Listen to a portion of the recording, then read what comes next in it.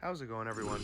Mad Spartan here, and today I'm bringing you kind of a classic video like how we used to do on the channel, where it was just simple war videos or guides to certain fights in the game with me voice-overing it from my actual phone. So first off, we're going to be going over the Howard the Duck boss, which is similar to like the Winter of Woe fights, which are my favorite pieces of content in the game.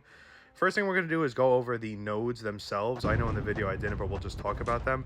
The first thing you want to do is get him into the corner for 10 seconds, or else the tactics charges go onto you and you get a degen damage.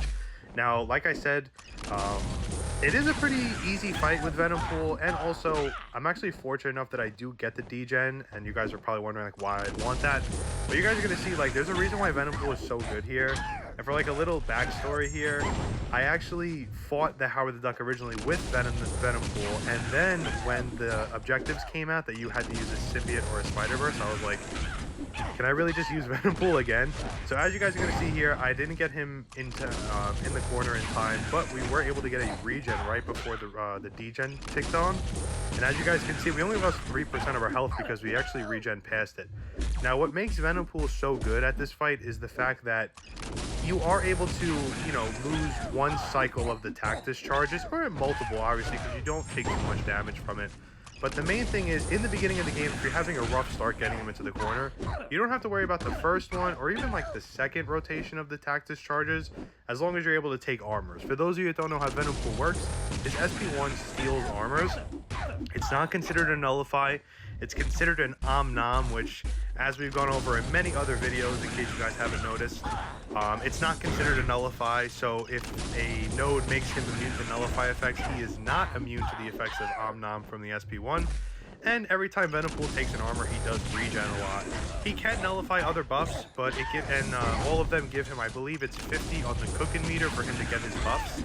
Now, this is pretty much the entire fight, so I'm pretty much just going to talk about how the nodes work, and what's the point of even talking about the nodes, to be honest with you, when you guys can see that he has the fight completely on lock. So he does have, he does gain a passive armor every, I think it's like 8 seconds or something like that. So what you're going to be doing there is hitting into his block to get rid of him. He does have an energize that is based off of the amount of armor up buffs he has. I'm not sure if it's reflected on the passives, but obviously you want to be doing as much damage as possible, so you want to get rid of those anyway. His SP1 does get rid of all the real armors, and then he can regen. So like I said, if you're having trouble getting him in the corner in the beginning, you're definitely going to want to make sure, not stress too much about it. Don't make any stupid mistakes.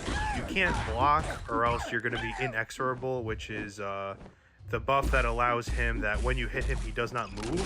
So that does hurt when you're trying to get him in the corner. And if you're in his face for 5 seconds total, or I believe maybe it's 4 seconds, you get rooted in his face, which definitely can ruin your run a little bit. But you guys are going to see a lot of instances where I'm able to knock him down with that SP2, dash back, and then when he's holding block, I immediately come right back in because that's how fast Venom Pool is. Now, I actually did this fight already like multiple times. This is probably like my 5th time beating him because I actually helped my my family do it. I helped my dad do this, and he said I should make a video on it, considering that no one knows anything about Venom Pool, which I think is a huge waste. The fact that you don't know anything about this character is pretty crazy, because he is a definitely a sleeper. He's able to, he's power drain immune from techs. He's incinerate immune depending on the immunities you give him.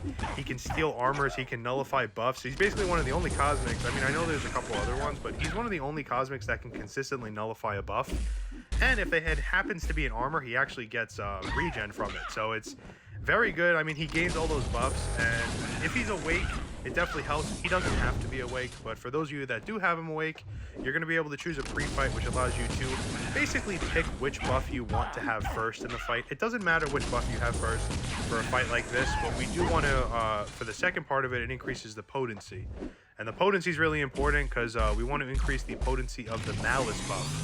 Because the fight goes long for a long period of time, for those of you that don't play King Groot, he also has the Malice buff, and basically all it does is the longer the fight goes, the stronger your Furies get.